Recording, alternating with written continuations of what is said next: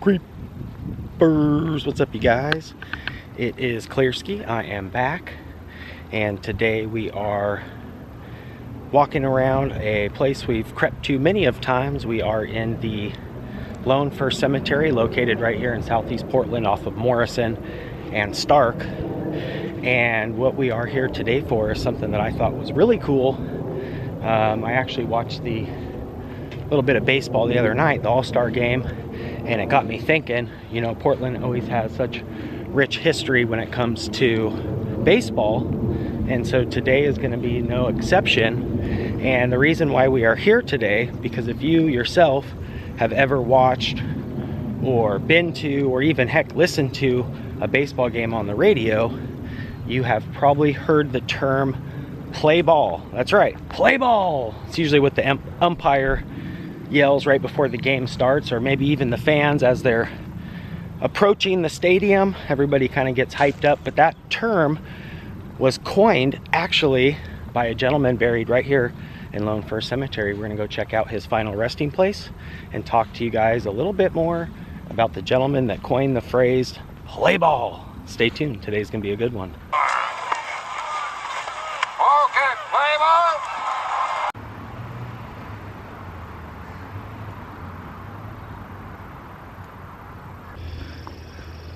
Walking through here always brings back times of when I've come here before and vlogged. If you guys haven't checked out, there's a ton of final resting places and people that we've paid homage to on the page, so make sure you guys check that out. Eventually I will get a playlist going. I found this to be kind of interesting right here right away. I don't like to see litter, but I think somebody may have just dropped this. It's actually a mask, and it's a Chicago White Sox mask. So speaking of baseball, kind of funny, kind of ironic really. Alright guys, so we found block 19 right in here is going to be where it's nestled. From what I've seen online, I believe there's two trees back to back, which makes it kind of hard because there's a lot of double trees here, but they said it was on the Morrison side, which is this side here, which runs along here. So let's creep back here and see if we can find it. So before we start, I actually found his grave. Took me a minute, but I found it. Before we start, I just want to let you guys know that even though a ton of time has passed since Julius Ceaser passed, you know, these can be a lot of touchy even years later. No matter whenever we visit somebody's final resting place, my mission and my goal is to keep people's memory alive. So for you know, good keeping and documenting history as well. And I think that, you know, paying homage to folks that have passed and visiting their final resting place keeps their memory alive. So that's my main mission, doing these vlogs. But if you guys see right here directly in front of me is actually the final resting place to the man who actually coined the term play ball. That's right, Julius Ceaser, which actually really wasn't his name. This man was actually a slave and moved to Portland, attended a ton of events. He was kind of known as the kind of how would you call it, hype man, or, you know, mascot for the baseball teams. He would show up in red, white, and blue attire, always wearing really flashy attire, and support his team. He was known to be a trickster, always playing jokes on people and having a good time, always in a great mood. Unfortunately, he did love to drink, and that was basically how he ended up passing. Was he decided to basically kind of give up. He had a rough time in the past with some things that had happened in his life, and later on down the road, that's actually how he died. He basically drank himself to death and was found in a wood pile pretty much close to the stadium that he would show up. But what was funny about Julius, or some people knew him as Michael, he, like I said, loved to play pranks on people, and one of his fondest little pranks is during the event, as people were, you know, kind of ushering themselves into the stadiums or the fields at that time to watch the baseball game, he would sneak up behind couples and yell, "Play ball!" and kind of startle them, and then have a good laugh, and everybody kind of knew that was his kind of catchphrase. So fast forward years later, if you guys are familiar with Ripley's Believe It or Not, before they had their, you know, museums and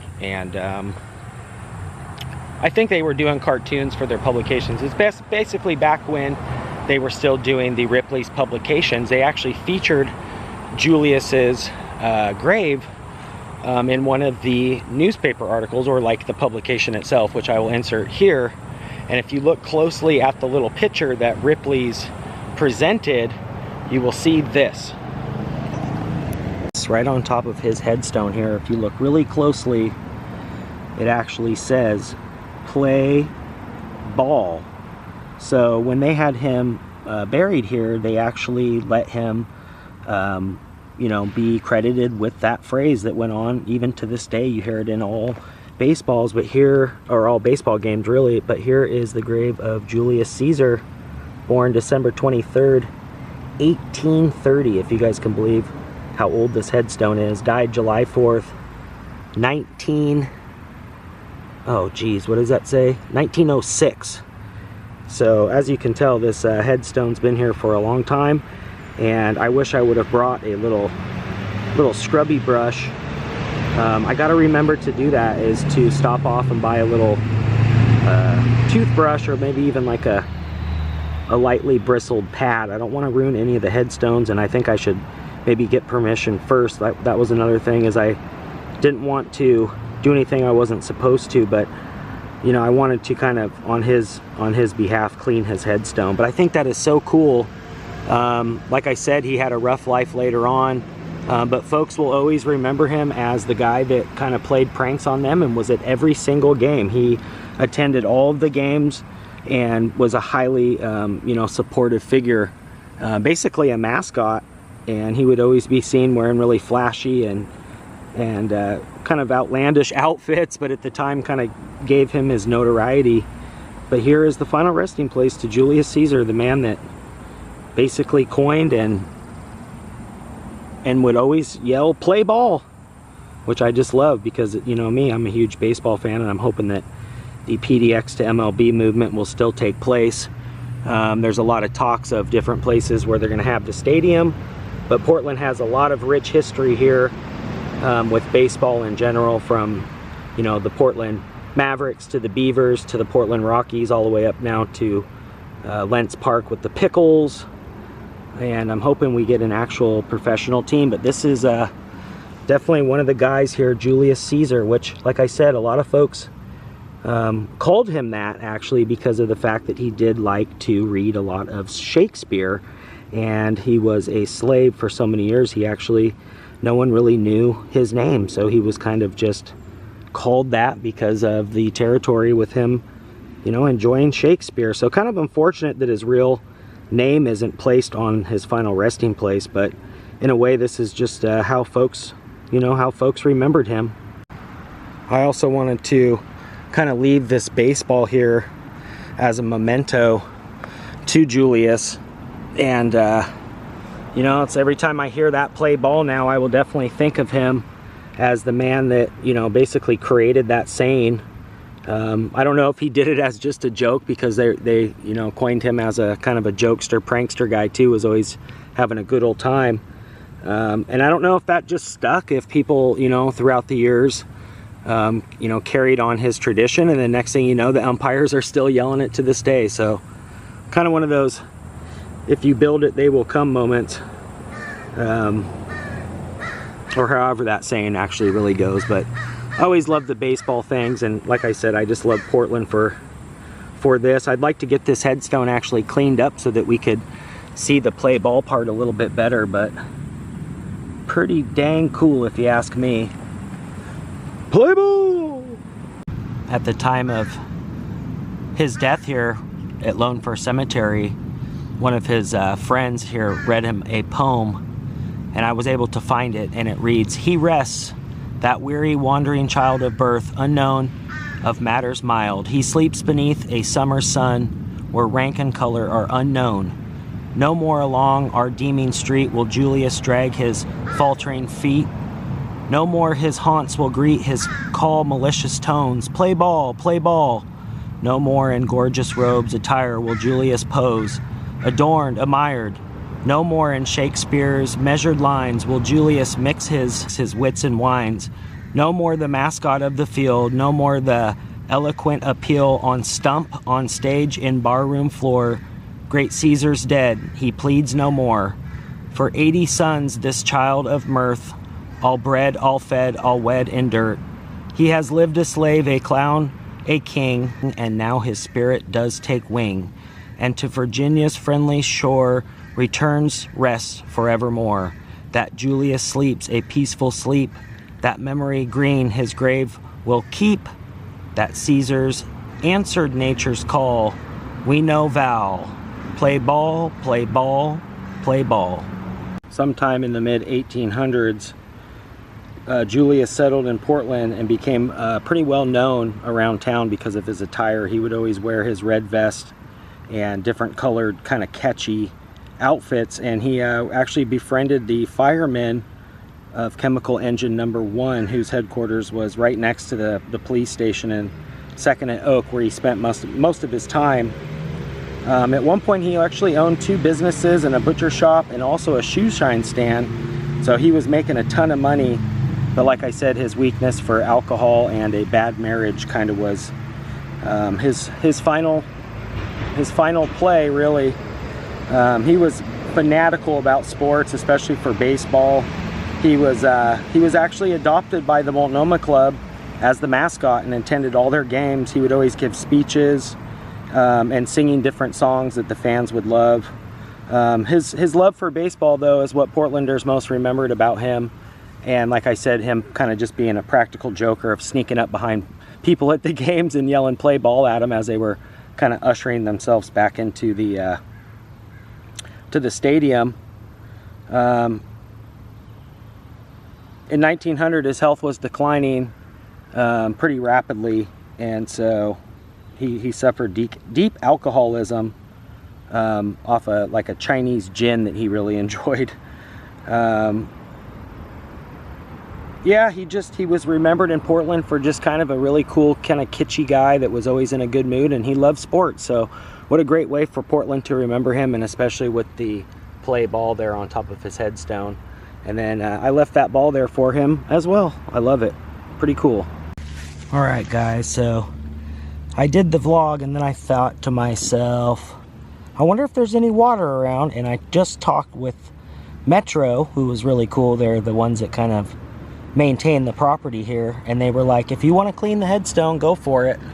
So I was able to find this kind of makeshift cup here. It's one of the vases that you would put the flowers in originally, which they were some over by the watering area.